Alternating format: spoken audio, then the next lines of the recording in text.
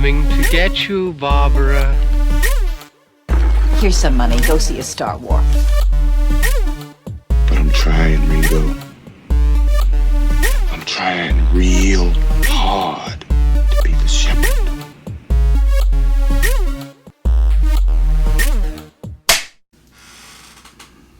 Welcome back to Long Walk Talks. My name is David Hensley. I am the owner and creative director of Long Walk Productions, and I am joined today by my two co-hosts, Stan Wilson Lee. Hello. And Chris Wilson Barnes. Please forgive any noise in the background. That's the sound of Stan's teeth chattering. Yes, because it's above 80 in the south and the air conditioner is on. Stan is molting, apparently. I don't know. So, what does this mean? Why all the intense? Because you are the most hatred? cold-blooded person that I know. Not metaphorically. I haven't even done anything about the cold. No. You came in here complaining about how cold it is. It is 70 degrees. Nobody needed to know. I feel like everyone needed to know. So, today, you can tell how excited Those we are. five people in Norway who live in the cold. You can tell how excited we all are to tackle this discussion. We are going to be wrapping up our View Askewniverse coverage with the 2019 film Jay and Silent Bob Reboot, directed by Kevin Smith. And, oh boy, what is there to say about this film? All right, thank you for listening to Long Walk Talks. We'll be back next month, and we'll be talking about... Is that it? Oh, did I not tell you guys? This is the whole episode. Well, if you want to reach out to me on... Oh, no, we're actually... No, we'll talk about this damn thing. Oh, man. So, Dave gave it 5 stars, and we're about to hear why. I can get my stuff out of the way if you want. It's because I dig it. So. Yeah, it's very interesting where we all fell out on this because Stan loved it. I absolutely hated it. Chris is fair to middling on it. I'm in between. I lean toward positive. Yeah. So I think that's where I'm at. It's not that I love and I think it's great filmmaking. Is that I think it's the most positive of the Kevin Smith oeuvre. Most heartfelt. I don't know. Coming off at least trying to be heartfelt. Coming off of Clerks 2, it's just hard to... It's a different kind of heartfelt, I suppose. It really is, and I think it's compounded via, I think it's very, very much coming from a place of he's happy to be alive after surviving a heart attack. Right. I can see that. I agree, yes. So much of the heartfelt aspects of his films up to this point had been like the love between best friends. And now this one comes along and it's all about the love between a parent and a child in the most unlikeliest of ways. So let's recap this film real quick. Funny enough, Clerks 2 merges that because it kind of crosses both of those. It really does, yeah. The love between Dante and Randall and also Dante's impending parenthood. Mm-hmm. So with Rosario Dawson. With the ever lovely Rosario Dawson, who's in this film as well. So let's dive right into attempting to recap this film. And I may need you guys It's pretty straightforward. I don't know what you're worried about. Yeah, well, I may need you guys to fill in some gaps where I just start sighing uncontrollably. So the film opens with Jay and Silent Bob's... I don't know what to call it. Well, they arrest? No. It's very simple. They opened a humble little chicken sandwich store called Cocksmokers. Yes, that is a front for their weed dealing business. Allegedly, which gets them arrested, and they have and to. And the cops are super excited to finally take down Jay and Silent Bob. Yeah, they're treated like they're international criminals. So they go to court, and they are defended by Justin Long's returning character from Zack and Miri Make a Porno, Brandon St. James. I found out that they couldn't name who it was specifically because he doesn't own the rights to that film. Yeah, this retroactively makes Zack and Miri Make a Porno part of the View Askewniverse, which, had I thought about that, we'd have discussed that film too. But oh well, we're out of time. It's only that connection, right? I guess so. And the fact that I think it's Jerry Robinson who's playing the judge, he was also in Zack. He is. Well, yeah, so was Jeff Anderson and Jason Mewes. Yeah. That film is responsible for one of my all-time favorite interactions. Can we just talk about Zack and Miri Make a Porno instead of this? I'm a fan, so sure. It's the scene where they ask, they're Zach and Miri are interviewing porn stars, and they ask Jason Mewes' character what his name is, and he tells them Lester the Molester Cockenstuff. And Zach, Seth Rogen's character, goes, "Wow, that is a great porn name." And he goes, "We can have porn names?" Then I want to be Pete Jones. That interaction is better than the entirety of Jay and Silent Bob Reboot. I agree to disagree. So they go to court, and Brandon St. James gets the case thrown out for them, then turns around and reveals that he is also representing This is Saban. actually the best subtle humor in the whole movie. Go ahead. What, him walking away from their defense, walking around the prosecutor's table, and then sitting right back down? Yes. Yeah, I did love that gag. Well, that and the realization that he cleared their name so that the names Jay and Silent Bob wouldn't be in any current trouble when they take the names from them. Yes, because it turns out that Saban Entertainment, responsible for the Power Rangers franchise, and actually releasing Jay and Silent Bob Reboot. Yes, the company that is releasing the film Jay and Silent Bob Reboot, in the universe of the film, has also acquired the rights to Bluntman and Chronic and is planning a dark and gritty reboot. Bluntman v. Chronic. And per the contracts that Jay and Silent Bob unwittingly signed, they no longer have access to their own names.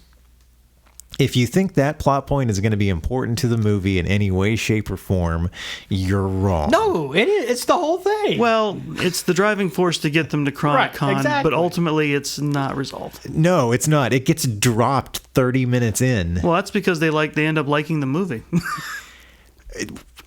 Is that the ultimate resolution of that plot? Well, no, the ultimate resolution is Jay going, the most important name I have is Dad. Right. That's it. I mean, I don't know. Maybe they work some sort. I mean, if it ever comes up again, I'm sure they work some sort of. They had a riot, so they have some sort of agreement. Maybe for helping save the day, they get their names back. Probably. Well, for a solid half hour, they cannot tell. They make sure that they are not telling people their names are Jay and Silent Bob. Right. They make something up. Then Don Juan and Senor Roberto Silencio. Yes. After a certain point, though, they just throw that plot point out the window completely and just go back to being Jay and Silent Bob again.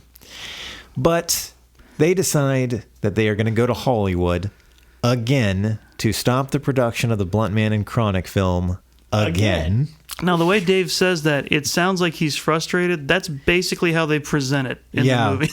After a lengthy discussion about what a reboot versus a remake, of which this film is neither. The name of the film is Jay and Silent Bob Reboot. This is a straight-up sequel to Jay and Silent Bob Strike Back. It is neither a remake nor a reboot. Right. We're just going to gloss over that and keep going. Again, I haven't bothered to listen to any commentary for it. I don't know if I will, but it seems like that's like, if you, without even trying, that seems like to be the joke. Yeah. So their search to get to Hollywood leads them to the house of Justice Falcon, Shannon Elizabeth's character. Well, they're on the way. They first try to get there by using a rideshare app by stealing a guy's credit card. Yes. Information. This is after they are told they are on a no-fly list in one of the most annoying scenes I've ever seen committed to film. I love Molly Shannon. I love Molly Shannon. That scene is terrible. Oh, really? It feels like it was an attempt to be a callback to Planes, Trains, and Automobiles between Steve Martin and, I forget her name, but that actress. This is a really great scene between them. Well, it's also a subtle way for Kevin Smith to take a jab at the airline that made him buy two tickets. Too fat to fly. Yeah. Because he has a weight problem. A WAIT problem. Yeah, because he was trying to say weight problem. Yeah, that joke is very over-explained. Yeah, see, I glossed over that. You were glazed. I wish. I glossed over Fred Armisen's character, who contributes nothing to the plot. Well, he's just a super nice guy whose business failed because instead of teenage girls loving his tater tots, I know what they're called, his tater tots with a weird name, it turns out white supremacists love them. For some reason, yeah. And so well, it's to make the Klan scene work later. Well, yeah, long story short, when visiting Justice, Jay finds out that he has a daughter. Yay. He knocked up Justice, And he has a daughter. In Clerks too. I mean, in Clerks. I mean, fucking Jay and Silent Bob Strike Back.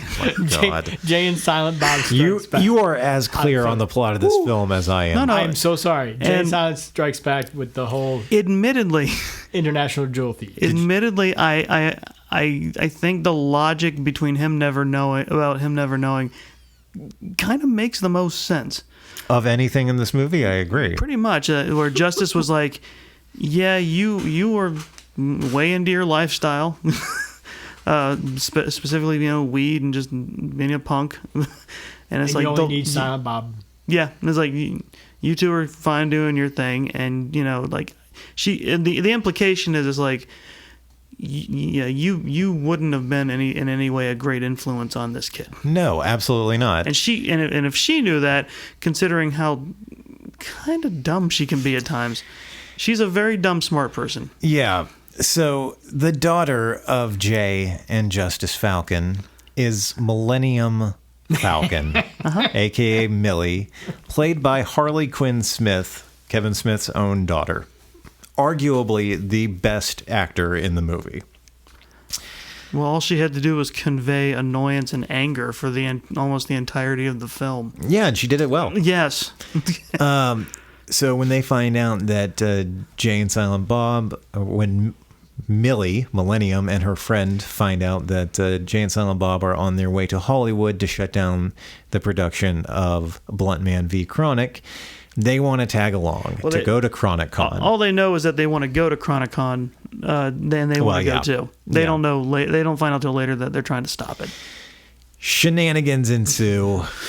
Wonderful shenanigans. Most of which between Millie and her friends just constantly outthinking Jay and Silent Bob. At one point, Millie and her three friends get abducted by the KKK in what is probably the best scene in the movie. Again, I told you, it was like, I really wish we'd seen more of them getting bested. Not just mainly because the entire time you see them being snarky and worldly and, having one up on Jay and Silent Bob. Mm-hmm. So this idea that now they're in a vulnerable position because they were, out. The KKK got the drop on them somehow. Right. When it's established early on that all four of them carry switchblades. Yeah. That's one of the first things they do once Justice is gone with her wife is they pull switchblades on Jay and Silent Bob. Mm-hmm. But I wish we had seen more of that, because you see them being hyper capable and snarky badasses the whole time. So it's like to see them get into that position and then finally, having respect for Jay and Silent Bob. Yeah, would have been a little more meaningful that way to me. Well, Jay and Silent Bob have to save the day and rescue Millie and her friends from the fucking KKK. Led by Chris Jericho.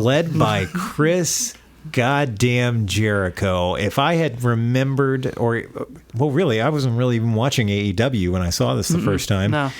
He would have done this right before AEW really started. Yeah.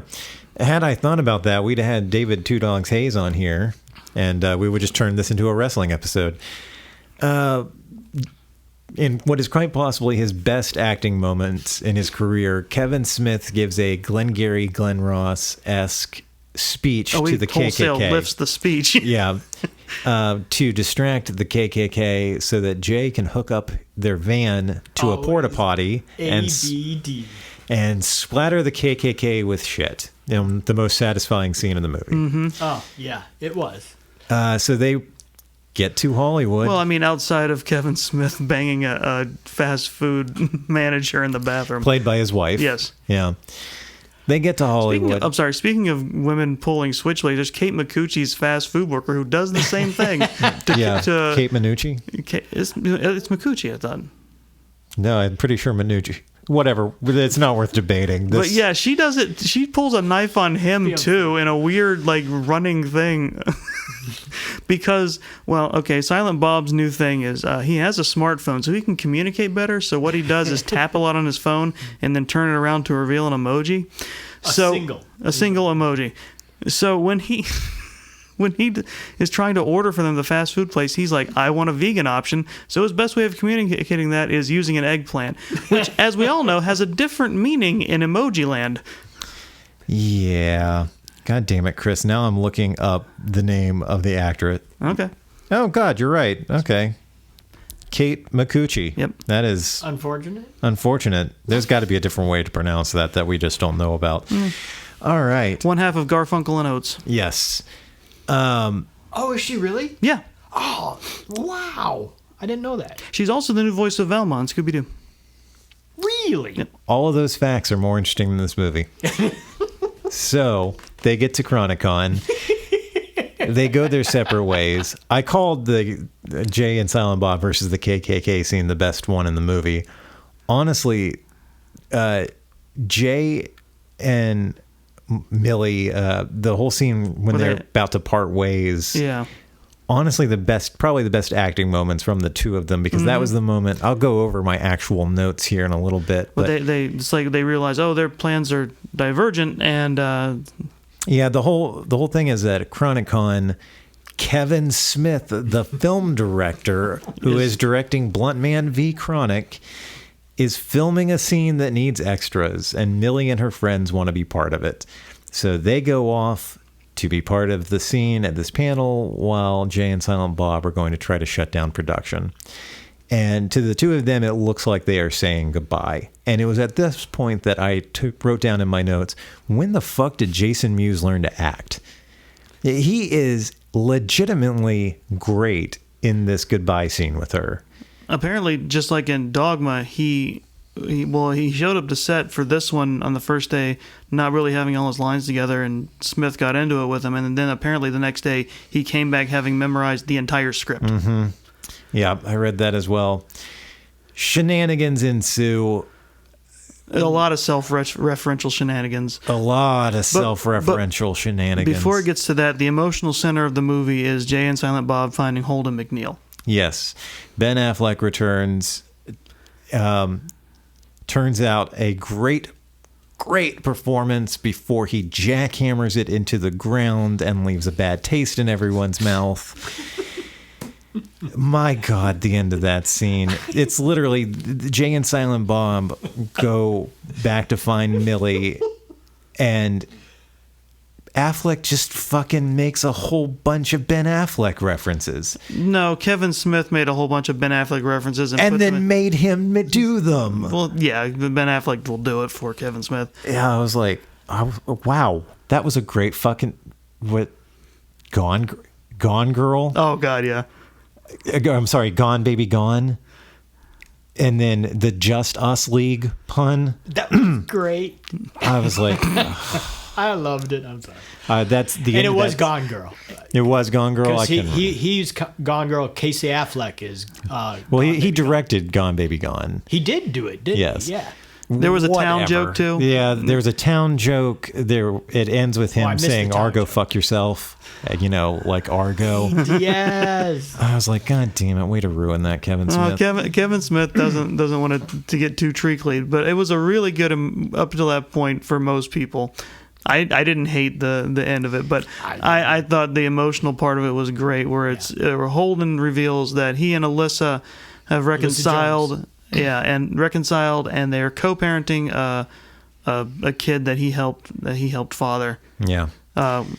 Who they named Amy. Yes, of course, because there's chasing Amy. Yeah, because Kevin Smith has never met a subtle joke he couldn't unsubtle. And then Jay and Silent Bob reunite with Millie and her friends at the panel. Yep. At which point it turns out that one of Millie's friends, a Chinese girl, is actually a Russian spy. Take a minute to do the math there. Who wants to kill Kevin Smith? Hang on. It can work because of how far Russia stretches. There is a large Asiatic population in Russia. You put more thought into that joke than Kevin Smith did. Yeah. And more shenanigans ensue. There's a fight. I don't even know what to say about it. Silent Bob in an Iron Man suit. Silent Bob finds a goddamn Iron Man suit and becomes Iron Bob. Yay! Jay speaks Valerian. Yes. Jay gives... and ends it with a reference to the first Clerks by screaming, "I'll fuck anything that moves." Yes. The movie just fucking devolves into madness. And the scene literally ends with Kevin Smith playing himself as the director, Kevin Smith, saying, at this point, we should just fade out into the last scene of the movie. At which point I was like, oh my God. That's not the most offensive meta thing that happens in the movie. No, it's not. That's Loki's appearance. Yeah, we'll get to that in just a second. That's going to be our Tom first Hiddleston actual. Loki. No, That'll which be they make a joke about that too. Yeah, we'll get there in a second. So the film ends with Jay and Millie and Silent Bob hanging out in front of the Quick Stop, where Jay starts telling his daughter, after revealing to her that he's his father, the tales of him and Silent Bob's shenanigans over the years, and finally reveals that it's been Jay and Silent Bob putting gum in the locks that of was the my shutters. favorite. That was my favorite thing. My favorite little bit they did at the end there. Yeah, for 20 years, they have been torturing Dante. And yeah. So let's go ahead and start. The end until it isn't. Yeah. Realistically, we all thought this would be the end of the View Askewniverse until I went to IMDb to see, like, where the hell was Jeff Anderson in this movie? Oh, he's not. He probably read the script. He probably read the script, yeah. And then he is not. So he is not in Jay and Silent Bob Reboot. However, he is listed along with Brian O'Halloran for Clerks 3. A movie that I will watch, but probably be mad about. So let's go ahead and jump into our first actual discussion topic, the cameos. The overabundance of cameos in this movie. Let's talk about best and worst. Okay. Stan, who had the best cameo and who had the worst? Mine is definitely because we didn't talk about Justice's wife, played by Rosario Dawson. Yeah, she looks an awful lot like Dante's wife, Becky. Wife, yes. And so, of course, Rosario would be my favorite cameo. And I hadn't realized how small of a role Shannon Elizabeth plays in this movie. So I guess she would be it would be a tie. Their stuff together, I think, is really fun. It's really great to see them together, and especially Justice, and to see her.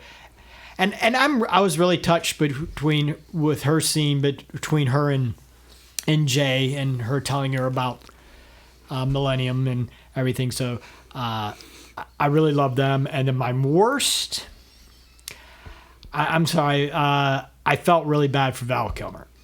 That was the only one I couldn't. Yeah. I had a lot of trouble placing. He seemed fine. I felt terrible for Val Kilmer. Why?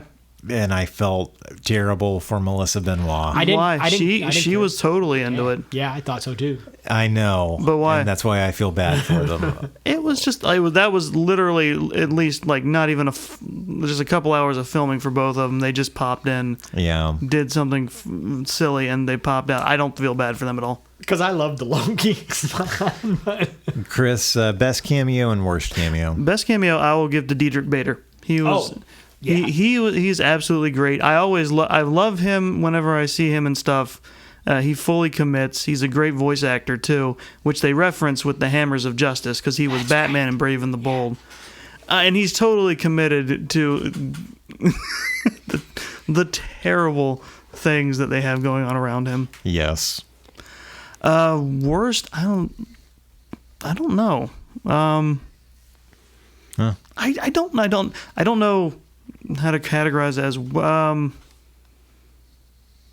mean, I don't think the people doing cameos did a bad job. I think probably the most, like, I guess because it was apparently like they had to rush it in there. I think Matt Damon's Loki appearance was not. I mean, he did great in the scene. It's just not a great scene. Yeah. See, my best and worst. If you want to name a more iconic duo than Jay and Silent Bob, it's got to be Ben Affleck and Matt Damon. Despite the fact that I hated the way the scene ended, I think Ben Affleck was by and far the best cameo in the movie. And Matt Damon was by and far the worst. Through no fault of his own, because he delivered that shitstorm of a fucking monologue. He knew it was stupid. You could tell by his cheeky expression the whole fucking time. I know. It was around the time that he said, reborn identity that I was like, I should just quit here. I should turn this off. Guys, the first 20 minutes of this movie is probably some of the worst written material I have ever seen put on film, and I've seen a lot of bad movies. The film does not pick up at all until Jay and Silent Bob get to Justice's house. That should have been the start of the movie. I don't know how you get them there without the whole stupid Saban Entertainment owns Jay and Silent Bob now, and without we're going back to Hollywood. But find a way to get them to Justice's house. Kevin Smith needed time to talk about his feelings about remakes and reboots via Brody. Who was a strong contender for worst cameo, in my opinion. That scene was awful. Also, that scene combined with everything else shows where Kevin Smith's head is at in terms of fatherhood, because every major character he had who had kids had a daughter. Mm-hmm. Brody had a daughter named Banner. Yes. And then Alyssa and Holden had Amy, and there's Millie. It's like, just thinking about my own group of friends, I know exactly one person. No, okay, I know two people who have sons. Yeah. But the majority of the parents that I know had like an overwhelming amount of girls. It is weird, huh? Yeah, which I'm fine with. Just breed males out of the population entirely. Let the male race die off completely. I think we'd be better off for it. Anyway, that's a different podcast. That's going to bring a lot of more problems than it solves. No, let's just children amend this shit. Women are also terrible. All right. It's 50-50. But because of men. Also, we talking about cameos, we can't leave out Chris Hemsworth hologram. Yes. Again, I loved it. I should have hated it, but I loved it. No, it was great, and it was funny. I just can't imagine being a parent and writing that kind of material for my 20-year-old daughter talking about how much she wants to fuck Chris Hemsworth. While the actress beside her is making blowjob motions. Yes.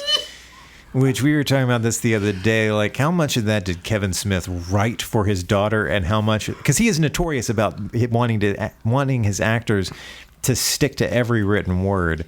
With rare occasions. But like, did he let them improv any of that? Because if it was me... I don't know, because I don't know what would be worse mentally, honestly, because it's like the idea that Kevin Smith had sat down and wrote material that he knows his daughter is going to perform, or watching them just go wild on improv at the thought of Chris Hemsworth railing them. It is the moment where Jay really realizes that, yes, this is his daughter, because she does and she's dressed like Jay with the costumes. Yeah, I mean, like the whole point of that scene is like she doing the exact same by the end of that Jay does. By the Chronicon scene in the film, her and her friend Sophia have basically become the new Jay and Silent Bob. Right. In all but name. Right down to the costumes that they get at Chronicon. Again, we forgot another important cameo, which is they get so high they meet Method Man and Redman. Yes. They're contenders for best cameos. Yeah, in fact, I'm going to retract what I said about Ben Affleck, and I'm going to go with Method Man and Redman for best cameos in this movie. If for nothing else, not only just their scene, but also, I can't remember. I can't remember if it's in the movie proper, but also because they show in the outtakes and extended scenes in the credits and elsewhere on the DVD. It turns out when it's Method Man and Redman saying snooch to the nooch and snoogans and bong, it works. It works coming from them. Can I tell you how distressed I was when we get to the last scene in the movie of Jay and Millie hanging out outside the Quick Stop, and there's a close-up of Jason Mewes, and you see that Snoogans is printed across the top of his beanie? I was like, God damn it, stop trying to make that a thing. Oh, cameos. So, this is really like the only other discussion topic that I wrote down. Should this, knowing that there's a possibility of a Clerks 3 and that Kevin Smith has been threatening us with Twilight of the Mallrats for all these years. I don't think that's going to ever happen. I don't think it will. But should this be the end of the View Askew universe, Stan? Yes. I mean, Well, Nope, there we go. That's well it. said. That is the most concise and to the point thing you have said in the history of Long Walk Talks. And I support it. Thank you, Stan. Nope, Chris. What do you think? Because I'm No. saying, like, Tarantino, he's probably got all of these scripts, or at least outlines, all in his desk, ready to be done if they are. So, like the Clerks 3, the Twilight of the Mallrats, they're probably Wait, all. why is Tarantino writing Twilight of the Mallrats? No. What I'm saying, he's got scripts in his that. So he's got like 100 scripts that will never be done. Right. And now that he's on his 10th film, he has to choose which one he's doing. But like, I think that, so I'm not sure, I really don't know. But is the Jeff Anderson and Brian O'Halloran, is that committed? Is Clerks 3 a commit? No, you can't take IMDb 100% for sure all the time. An excited fan could have put that up for all we know. And it's probably, if they are doing it, it's cast already, So it's like, it's not like he has to do a whole process of casting. He just calls up some people and they come back and do Clerks 3. Right. But I don't know if those are happening, and they were never in the plan, I don't think, because this is clear cut. And the idea that Reboot even got made was for fandom anyway. Yeah. So I think Clerks 2 was... It should have been the was end. the culmination. Yeah. This was the denouement. I love this because I love it, but because I'm just a fan of the stuff, and I'm a fan of Jay and Silent Bob, and it's like I'll follow them anywhere. And so yes, I think yes, I do. Chris, should this be the end of the View Askewniverse? Yeah, it's fine. I mean, here's the thing. The View Askewniverse as a whole, from its highs and its lows, is not something that greatly demands a big, respectful send-off. It's Right. fine. And especially this is fine, too, because if you're a fan of these movies, if you're really into them, yeah, this movie is one big ball of pandering, and it's egregious, and it's just nonstop, and it doesn't end. But it's fine. It's fine because if you like the View Askewniverse, then you'll be into this, because that's what it is, and that's what Kevin Smith knew it would be. And it's like, because you look at this movie and it's like, this is, even if it is a wide release, the people who are going to want it are the people who like the View Askewniverse for all its highs and lows or whatever. So it's fine. It's fine. It's not. It's nothing is tarnished with this movie. Back in I think it was April when we watched Jay and Silent Bob Strike Back, and I called that movie his most self-indulgent film. Oh, wrong. It's because I forgot about Jay and Silent Bob Reboot, which is so much more self-indulgent. Well, yeah, because Kevin Smith's in it. Twice. He plays Silent Bob and himself. Well, And then he plays himself playing. Oh no, He plays Silent Bob playing his- Silent Bob playing himself Yeah. with oh, laryngitis. Should this be the end? Yes. Sure. Clerks 2 should have been the end of the View Askewniverse, and Clerks 2 is the emotional end of the universe. it really is. Like I said, I was joking, but this is more of a denouement than a finale. Just put a pin in the View Askewniverse and finally fucking make Moose Jaws, which is Jaws with a moose, which I want to see happen. I want Kevin Smith to tackle Moose Jaws. Or Red State 2. No, I don't think we need a Red State 2. I think he did. Red Stadier? Yeah. Red State. State harder. I didn't write this down, but I was thinking about this. If Clerks 3 happens, or if the View Askewniverse goes on, I think an interesting way to take it might be Kevin Smith is so close to all these projects. Like, these are his babies. He writes and directs, and he is in them. Do you think it would be interesting to see him kind of take a step back in one direction or the other? So if we were to see another View Askewniverse film written by Kevin Smith but directed by somebody else, or vice versa, directing a View Askewniverse script from another writer, do you think That he clearly would be supervising. Probably, yeah.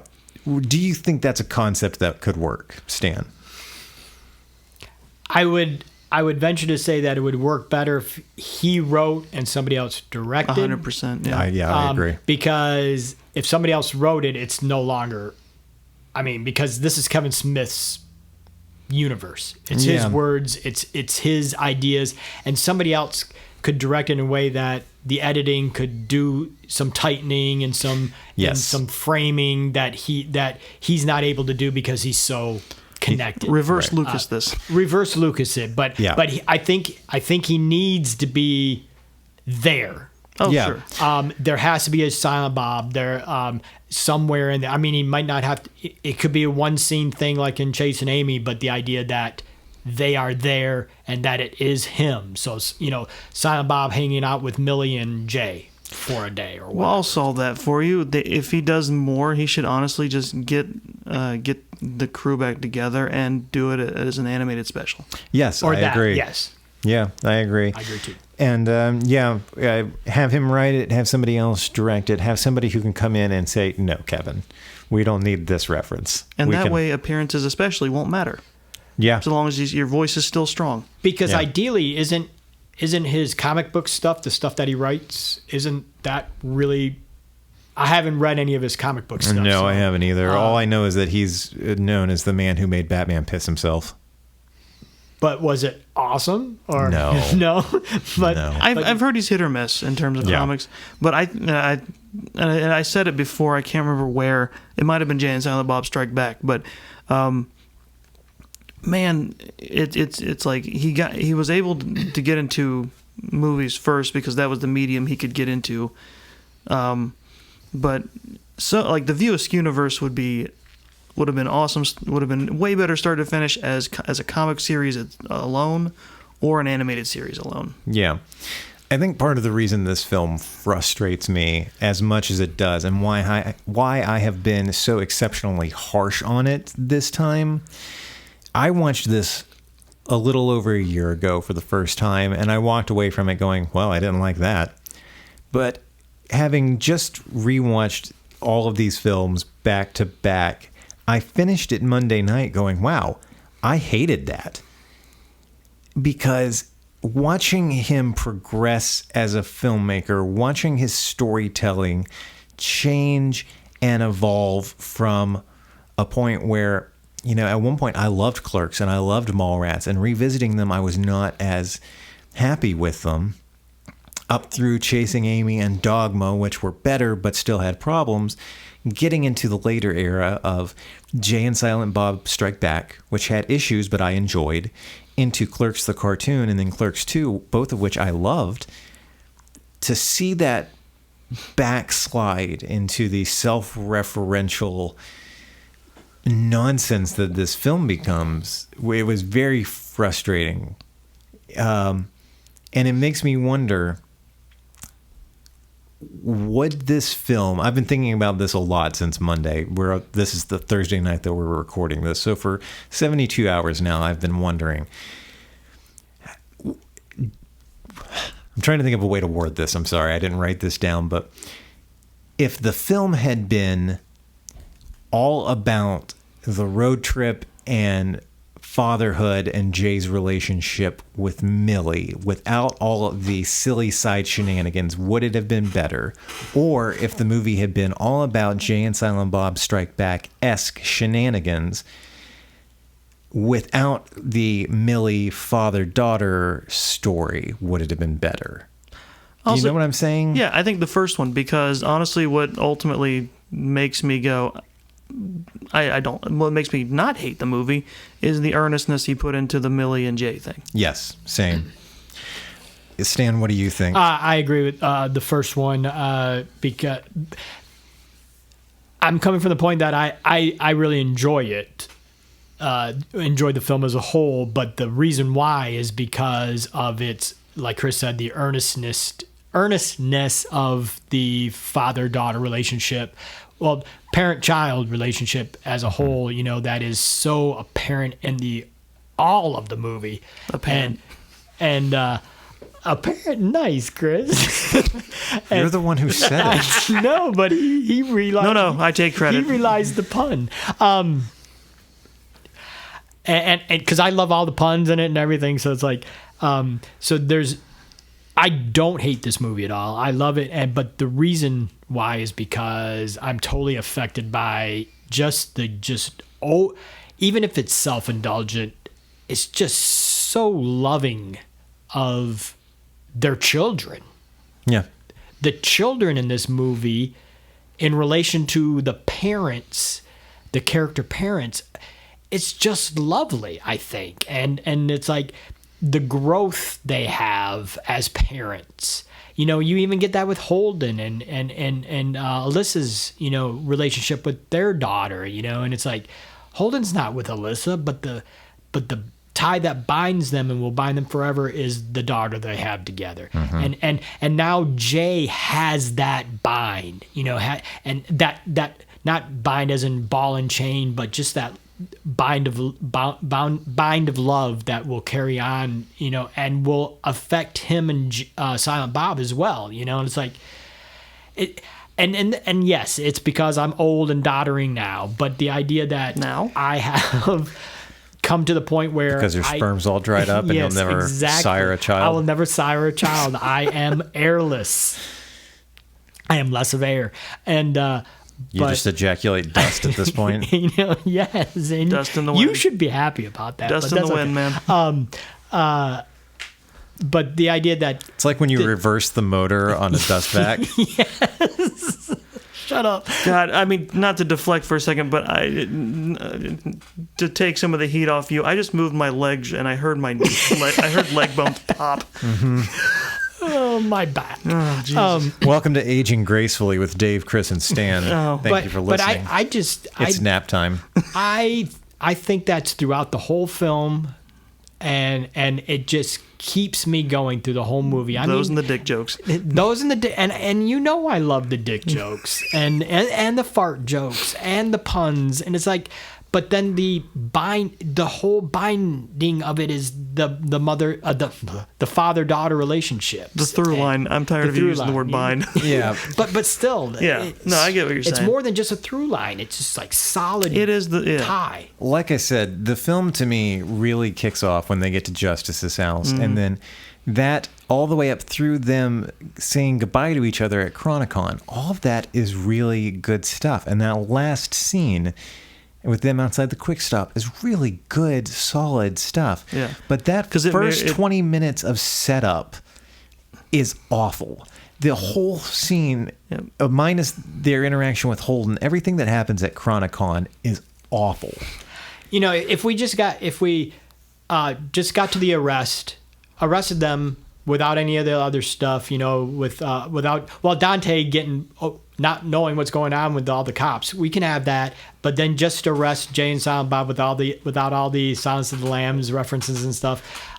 Even though, yes, I enjoyed it because we got to see it again, but the idea that I didn't enjoy it because we got to see it again. I know, but we can cut out that and just get to the court scene way faster. Mm-hmm. Get the reasons why they lose their names and why they have to go to Chronicon. Well, that's and that would take that would cut 10 minutes right there. That's because it's Kevin Smith, and as quick as you try to make him, he's still going to take forever. He's trying real fast to get to that part as quick as he can. Yes. But man, he and that's why it would work if he had a different director that would be good with the editor saying we can get to the courtroom scene faster and still keep Craig Robinson and still keep Justin Long. Robinson, that's his. And keep Justin Long with the Zack and Miri shoot a porno. Yes, how could we forget about Craig Robinson, playing the character of Judge Jerry N. Execution? I love that just simply because we're going to use the joke Judge Ryan Holt. You say we as if this is ever actually going to happen. But the idea that it's written. Just because it is written does not mean so shall it be. It's okay though, but we use the same joke.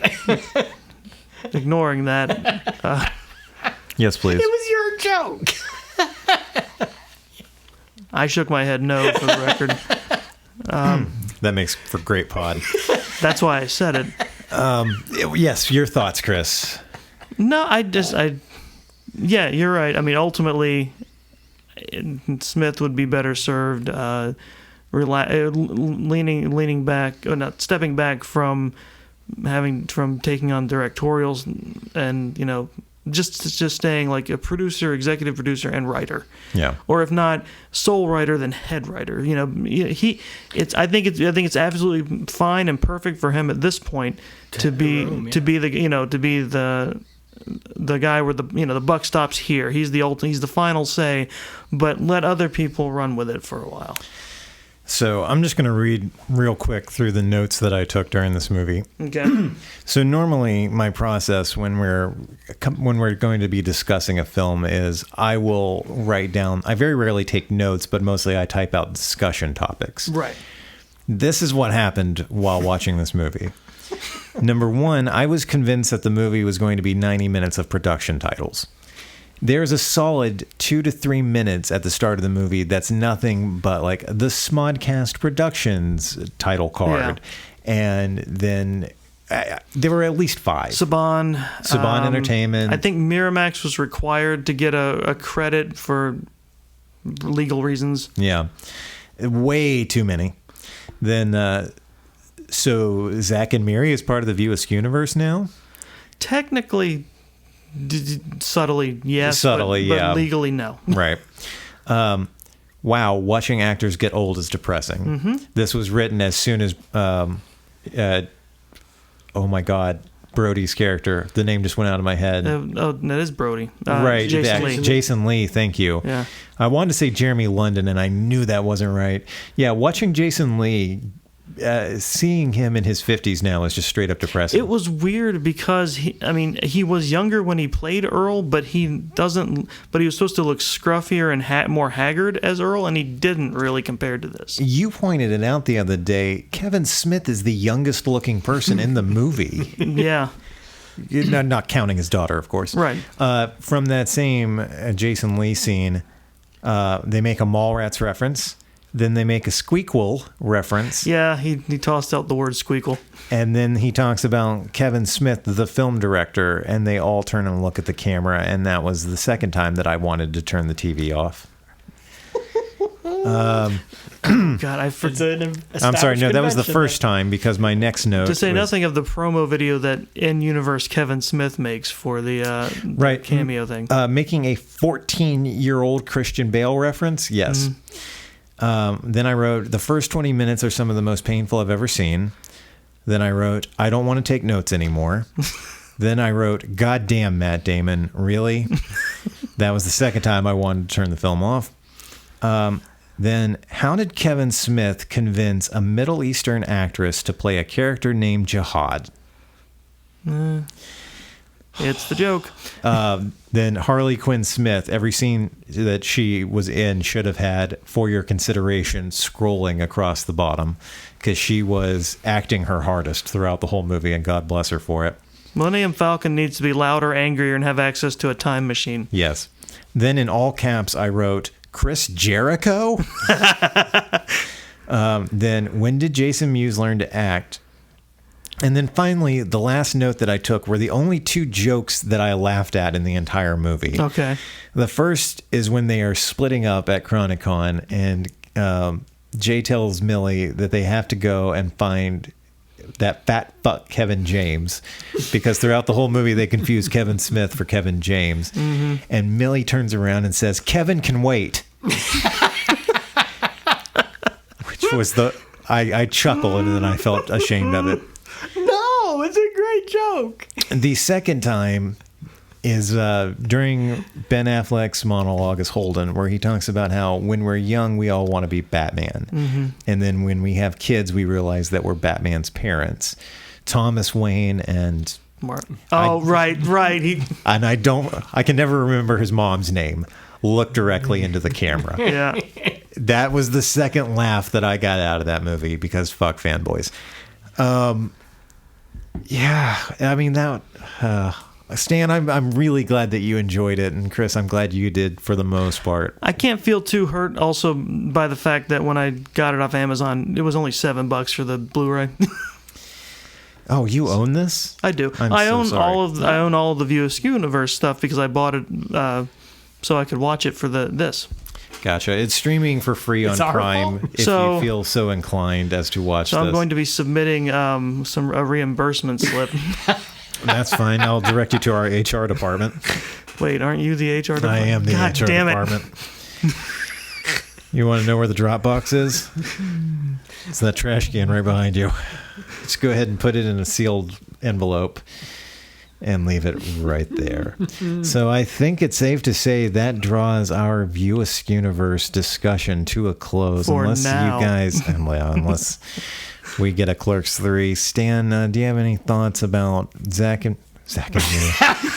You really do want to talk about I really Cameo do. Make a porno. I can't even keep the film straight. But the thing is, you'll see it again and you'll hate it. You know, even though at the time you watched it the first time you enjoyed it, but because you're going to be seeing it in this sense now, and after No, all, it'll be fun. it's like, but because that's another movie that I think is totally.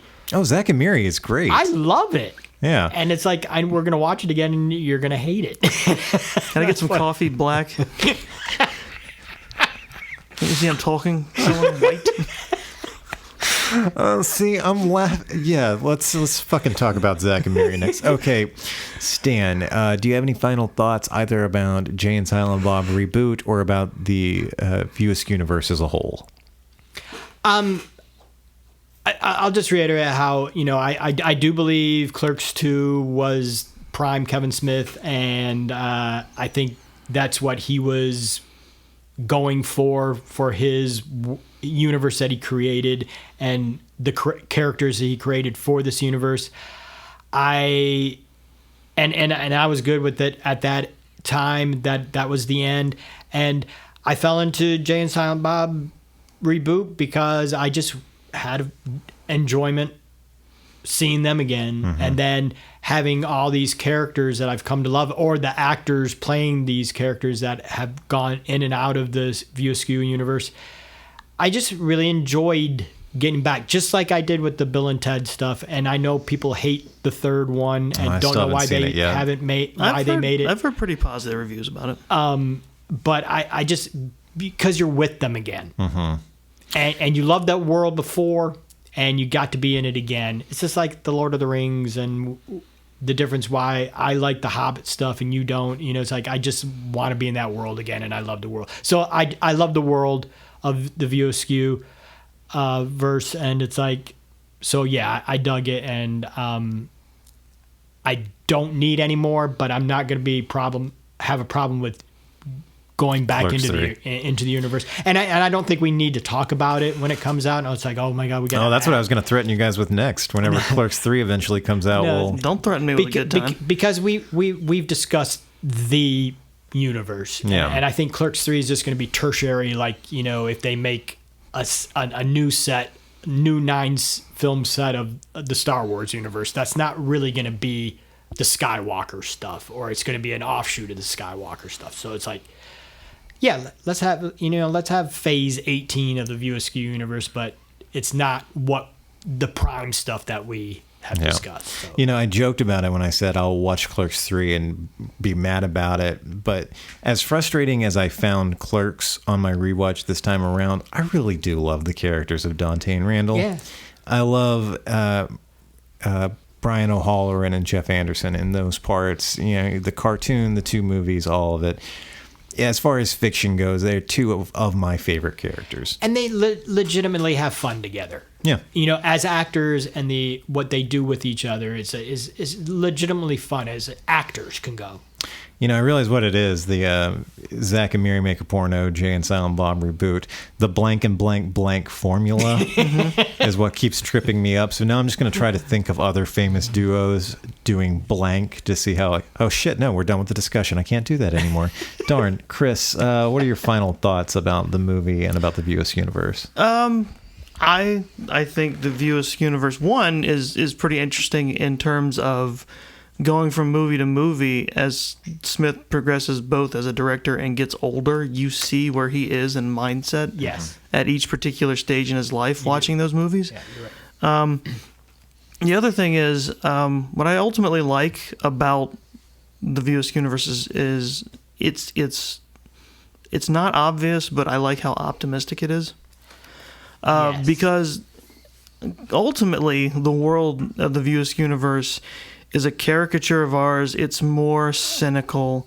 It's more exaggeratedly crapsack and cynical, and a whole lot of suckiness about the world is just thrown in your face, and almost every story Smith has is about everyone trying to overcome themselves and find their own bit of happiness in the world. I mean, whether it's the more realistic events of Clerks, or the insanely cartoony and meta and self-referential ending that is the reboot. Mm-hmm. It's ultimately, I think, a very positive universe. Yeah, I agree with that. I think it's one of the most positive stuff out there. Yeah, I agree for the most part. I think I said a couple of months ago, it was around Chasing Amy that I was like, fuck, did I make a mistake by picking this for our discussion? Ultimately, I'm glad we did this. I'm glad I rewatched all these films. I'm glad that it's shown me how much my perspective has changed since I was 16 years old. It's been 18 years since I watched Clerks and started going down the View Askewniverse rabbit hole. So my view of the world, I was middle-aged when I started watching them, so it's like, yeah. Now I'm just old, so nothing changed, I guess, because I still think it's hilarious, and I still love the dick and fart jokes, and I still love, like you said, I still love the relationships, the brother relationships, the best friend relationships. So yeah, it's one of these days I'm going to teach you how to talk into a microphone, and it's going to be a great day.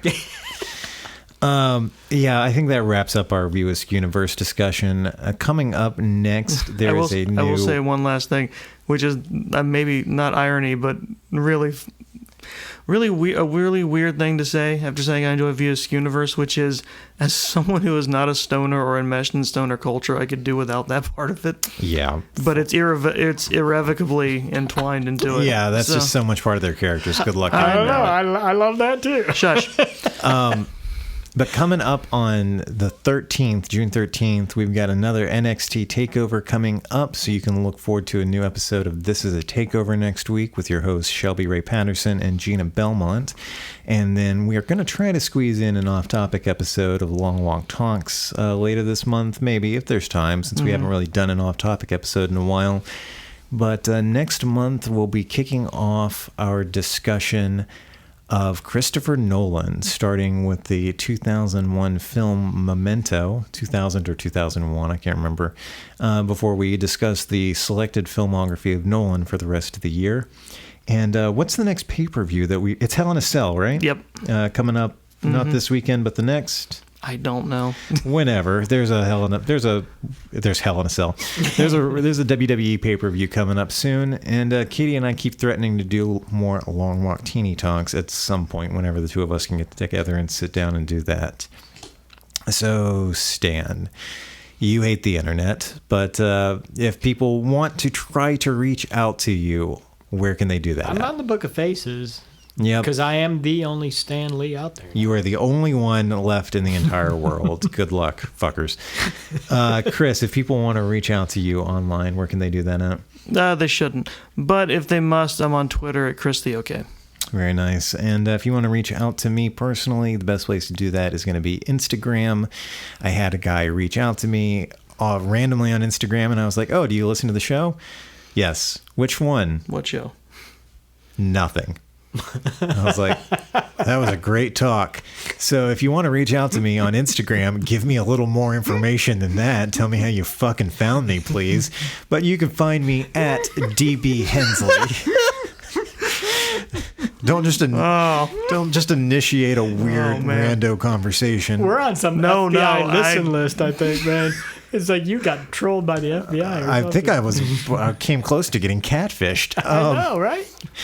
Yay, catfish. I like catfish. So yeah, find me on Instagram at DB Hensley. If you want to find out more about Long Walk Productions, you can visit us online at longwalk.us. You can follow us on Facebook by searching for Long Walk Productions or Long Walk Podcasts to see more of our original work and to hear our backlog of older episodes of all of our podcasts on the Long Walk Podcast Network. You can visit the links in the show notes of this episode. So as always, thank you very much for listening, and make sure to leave us a review, a rating and a review on whatever platform you are listening on. Peace out.